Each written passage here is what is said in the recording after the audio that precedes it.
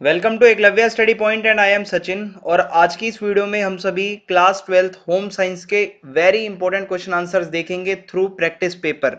Okay, आपको question paper की भी प्रैक्टिस हो जाएगी कि भाई इस तरीके का ही आपका कुछ पेपर आएगा और जितने भी इसके अंदर क्वेश्चन करवाए जाएंगे आप मान के चलो 99% इसी में से आ सकता है। ठीक है, तो आप प्लीज इन प्रैक्टिस पेपर्स को बहुत अच्छे से देखना। चलिए वीडियो को स्टार्ट करते हैं। आपको बता दूं कि अगर आप कुछ भी पूछना चाहें तो आप मुझे इंस्टाग्राम पे मैसेज कर सकते हैं। मेरा यूजर नेम आप सभी के सामने लिखा हुआ है। ठीक है, और प्लीज आप फॉलो करना ना भूलें। और आपसे एक छोटी सी रिक्वेस्ट है कि आप फैक्ट्स विद भरत नाम से जो चैनल है आप इसको सब्सक्राइब कर दें, क्योंकि यहाँ पे आपको जितने भी इंपॉर्टेंट फैक्ट्स होते हैं, इंटरेस्टिंग फैक्ट्स होते हैं, वो देखने को मिल जाएंगे। और बाकी जितनी भी पीडीएफ्स होती हैं नोट्स वगैरह की, वो आपको हमारे Telegram channel class 12 ESP new group पर देखने को मिल जाएगी। तो चलिए फिर आगे बढ़ते हैं अपने प्रैक्टिस पेपर की तरफ। उससे पहले आपको बता दूं कि आप हमारी वेबसाइट को भी जरूर विजिट करें www.eklavyastudypoint.com। तो हमारे सामने है प्रैक्टिस पेपर 1। ठीक है, 70 नंबर का पेपर है आपका और लगभग टोटल 36 क्वेश्चन है इसमें दिए हुए। क, ख और ग तीन खंडों में आपका पेपर बटा हुआ है और खंड क के अंदर 1 से 14 तक आपके एक एक नंबर वाले एमसीक्यूज हैं और 15 से 21 से लेकर जो है केस स्टडी वाले क्वेश्चन हैं जो कि एक एक नंबर के हैं। जो आपका तीसरा खंड है उसमें 22 से लेकर 27 क्वेश्चन नंबर तक दो दो अंक वाले प्रश्न हैं। 28 से लेकर 29 तक तीन तीन अंक वाले प्रश्न हैं और 30 से 33 तक चार चार अंक वाले प्रश्न हैं और 34 से 36 तक तीन तीन अंक वाले प्रश्न हैं। तो इस तरीके से आपका पेपर पैटर्न है। सबसे पहला प्रश्न जो है हमसे ये पूछ रहा है कि इनमें से पोषण की कमी व अधिक खाने से कौन सी स्थिति पैदा होती है। अत्यधिक पोषण, अपर्याप्त पोषण, अल्प पोषण या पोषण या फिर पोषण तत्वों की कमी। तो इससे आपका अपर्याप्त पोषण हो सकता है, यानी कि पर्याप्त मात्रा में ना होना। फिर उसके बाद है इनमें से बच्चों के आंख में विकार का सबसे सामान्य कारण क्या है। तो जो सबसे सामान्य कारण है वो VAD माना जाता है, तो ख हमारा सही हो जाएगा। आगे बढ़ते हैं। अगला क्वेश्चन है जीवाणु की वृद्धि व गुणा करने के लिए जीवाणु को वृद्धि व गुणा करने के लिए इनमें से कौन सी स्थिति अपेक्षित होती है। सूरज की रोशनी, नमी, उचित तापमान या ख और ग दोनों। तो इसके अंदर नमी और उचित तापमान ये दोनों चीजें जरूरी होती हैं, तो हमारा जो है घ सही हो जाएगा। तीसरा प्रश्न है अब हमारे सामने, डैश का तात्पर्य उस स्थिति से है जिसमें कोई खाद्य पदार्थ मानव उपभोग के लिए सुरक्षित ना हो। सुखाना, खाद्य का संदूषण, खाद्य संसाधन या खाद्य संरक्षण। तो इसके अंदर खाद्य का संदूषण जो होता है, यानी कि जब खाना हमारे लिए उपभोग के लिए सुरक्षित नहीं होता तो वो खाद्य का संदूषण कहलाता है। डैश के द्वारा खाद्य सुरक्षा व गुणवत्ता सुनिश्चित की जाती है। HACCP, GMP, GHP, PFA। तो ये किसके द्वारा की जाती है? PFA के द्वारा। फिर है डैश भौतिक खतरा नहीं है, बाल, मक्खी, पत्थर या बटन। तो इसके अंदर आप कह सकते हो मक्खी। ठीक है, मक्खी आप कह सकते हो कि भौतिक खतरा नहीं है। आगे बढ़ते हैं। कानून का उल्लंघन करने पर संरक्षक देखभाल में रखे गए दोषी पाए किशोरों को, जो 18 साल के आसपास वाले होते हैं, उनको कौन से घरों में रखा जाता है? उनको जो है भाई रखा जाता है विशेष गृह के अंदर, तो हमारा ख सही हो जाएगा। फिर अब आपको मिलान करना है तो इसके अंदर है होटल। होटल को आप किससे कर सकते हो भाई? फिर उसके बाद है सुसज्जित शिविर या कैंप। फिर है लॉज या सैरगाह। तो इसके अंदर अगर आप देखेंगे हमारा ख वाला सही है, क्योंकि पहले को हम मिला सकते हैं होटल को, जिसमें आप कह सकते हो आवास भोजन प्रदान करना। फिर उसके बाद बी को चौथे से मिला सकते हो सुसज्जित शिविर या कैंप जो होते हैं वो लंबी पैदल यात्रा करने के लिए आतिथ्य प्रदान करना। फिर उसके बाद है आवास या लॉज किराए पर स्थान प्रदान करना। फिर है सैरगाह, यानी कि खूबसूरत व सुख सुविधा प्रदान करना, तो ख सही हो जाएगा। जैम, जेली, सॉस आदि बनाने के लिए चीनी मिलाने की विधि क्या कहलाती है? कैनिंग, सूखना, पाश्चुरीकरण या रेफ्रिजरेशन। इसको हम कैनिंग कहते हैं, क सही हो जाएगा। आठवां प्रश्न है अब हमारे सामने, डैश स्तर व्यक्ति, परिवार, समुदाय के संपर्क में आने वाली पहली स्वास्थ्य प्रणाली है? तृतीय, प्राथमिक, उप प्राथमिक या द्वितीय। तो इसके अंदर हम कह सकते हैं प्राथमिक स्तर। ठीक है, परिवार से रिलेटेड है ये। फिर उसके बाद रिक्त स्थानों को भरो। डैश माप पोषण मूल्यांकन के लिए किए जाते हैं। इसमें है मानवित, ठीक है, मानवितीय, और फिर है भारत विश्व की डैश राजधानी बन सकता है। भारत जो है वो विश्व की, आप कह सकते हो, मधुमेह राजधानी बन सकता है, क्योंकि बहुत सारे डायबिटीज पेशेंट्स आ रहे हैं।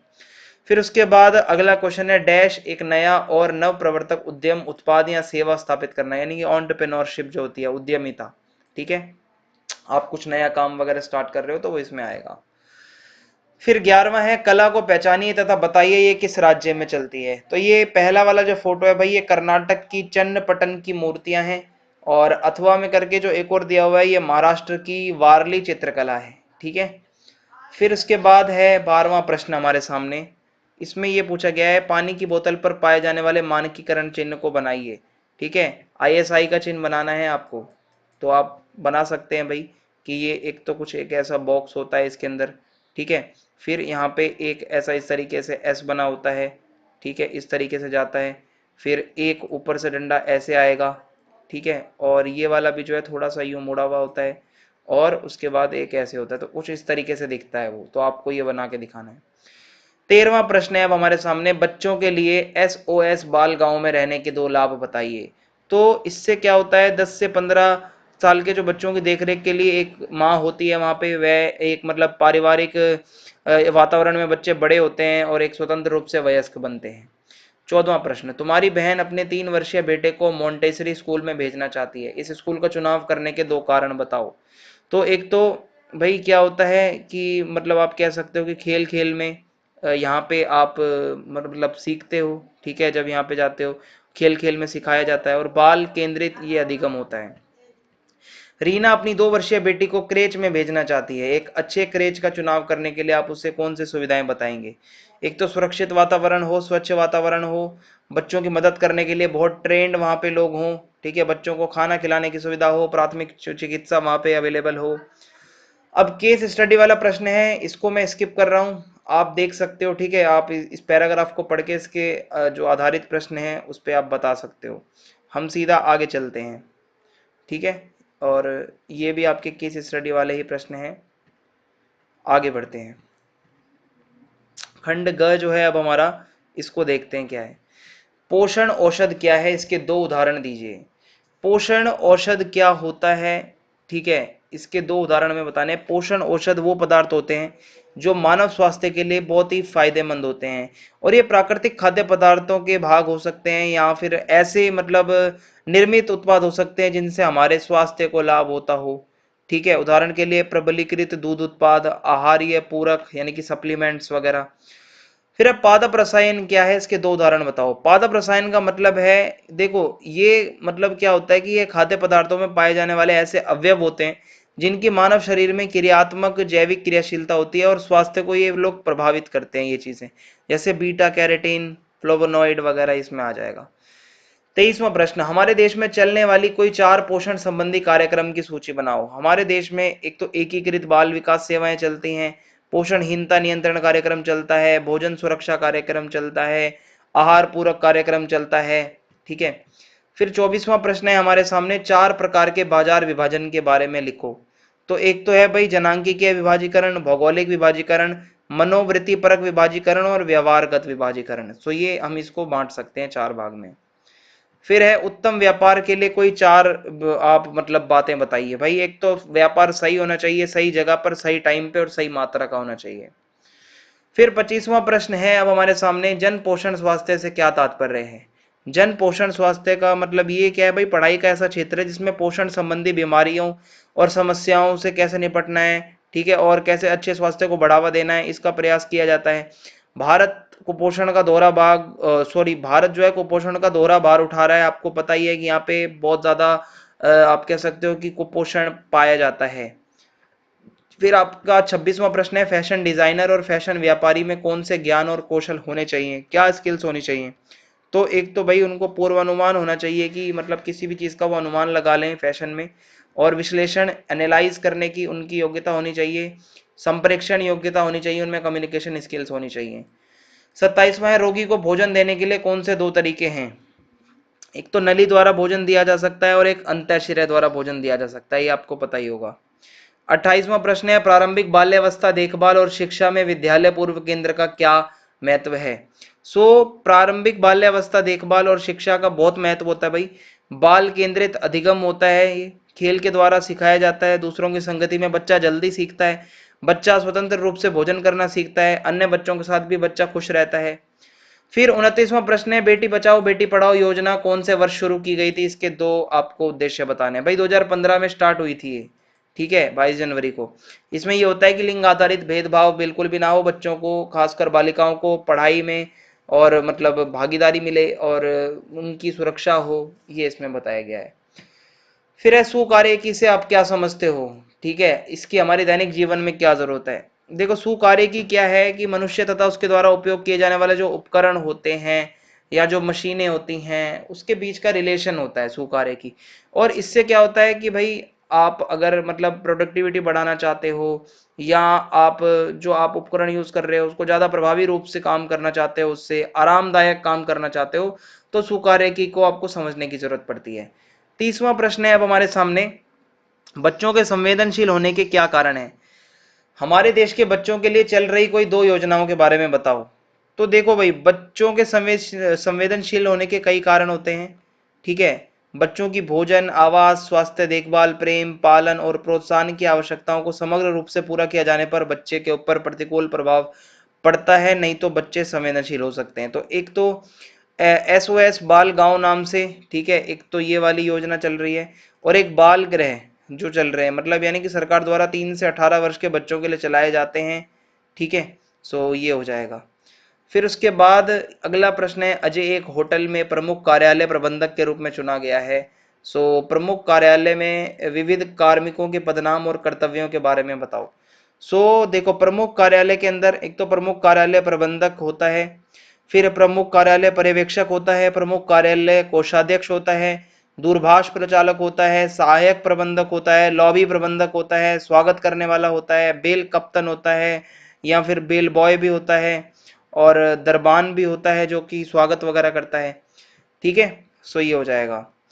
फिर है, रमेश एक सैरगाह में प्रमुख कार्यालय प्रबंधक है और उसको कौन कौन सी सेवाएं लेनी चाहिए अपने कार्मिकों से। तो देखो भाई, सैर वगैरह लोग जहाँ करने आते हैं वहां अतिथि का स्वागत करना पड़ेगा, उनसे मिलना पड़ेगा, उनको ग्रीटिंग करनी पड़ेगी, ठीक है। और अतिथियों का कमरे में रजिस्ट्रेशन करवाना पड़ेगा, चेक इन और चेकआउट के बारे में रिकॉर्ड लेना पड़ेगा, बेल बॉय की सेवा देनी पड़ेगी, अतिथियों को सूचना देनी पड़ेगी, बिल बनाना पड़ेगा। फिर उसके बाद अगला प्रश्न है हमारे सामने, उपभोक्ताओं की किन्हीं 4 समस्याओं के बारे में बताओ। भाई एक तो गलत तोल और माप, बहुत बारी उनको कम ज्यादा भी दे दिया जाता है, खासकर कम ज्यादा होता है भाई, ठीक है। जो आप सामान ले रहे हो वो तोलते टाइम गड़बड़ी हो जाती है। मिलावट भी एक दिक्कत है, कीमतें बहुत बारी बदलती रहती हैं, कई लोग बढ़ा के चीजें बेचते हैं, कई ऐसी एडवर्टीजमेंट होती है जो बहुत भ्रामक होती हैं, तो ये कुछ दिक्कतें आती हैं। फिर है, गीता अपने एक बुटीक खोलना चाहती है, उसे कपड़े डिजाइन करने के लिए डिजाइन के कोई 4 सिद्धांत बताओ। तो भाई डिजाइन के सिद्धांत तो यही है कि अनुपात, यानी कि वस्तु के एक भाग का दूसरे भाग से संबंध सही होना चाहिए, संतुलन होना चाहिए भाई, बैलेंस होना चाहिए। दबाव, यानी कि किसी पोशाक का केंद्र बिंदु, फॉर एग्जाम्पल ये एक पोशाक है, ठीक है, ये फ्रॉक टाइप से है, तो यहाँ पे इसका दबाव आता है, यानी कि केंद्र बिंदु ये है, तो इस पे बहुत ज्यादा ध्यान दिया जाता है। कई पोशाकों में ऊपर की तरफ दबाव होता है, ठीक है, ये ऊपर की तरफ दबाव भी होता है, तो इसमें इसी को हम दबाव कहते हैं। और आवर्तिता, लाइनें कैसी होनी चाहिए, सीधी लाइनें होनी चाहिए या ऐसी वर्टिकल या हॉरिजॉन्टल, ये सब देखा जाता है। फिर उसके बाद है अगला प्रश्न, खाद्य मानक गुणवत्ता शोध और व्यापार के क्षेत्र में कोडेक्स और ISO के क्या कार्य हैं।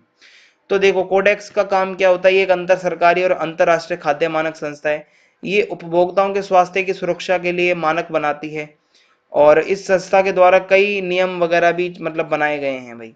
फिर ISO के कुछ काम क्या है भाई, देखो, अंतरराष्ट्रीय मानकीकरण संगठन एक अंतरराष्ट्रीय गैर सरकारी संगठन है, और ये अंतरराष्ट्रीय स्तर पर बहुत सारे मापदंड बनाता है जिससे कि भाई खाने की गुणवत्ता को बनाया जा सके, ये इसके अंदर आता है।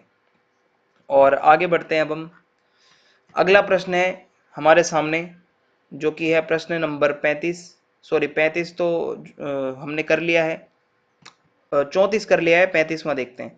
अभियान क्या होता है, विकास संचार के कोई दो अन्य माध्यम बताइए, कोविड उचित व्यवहार पर एक स्लोगन तैयार कीजिए।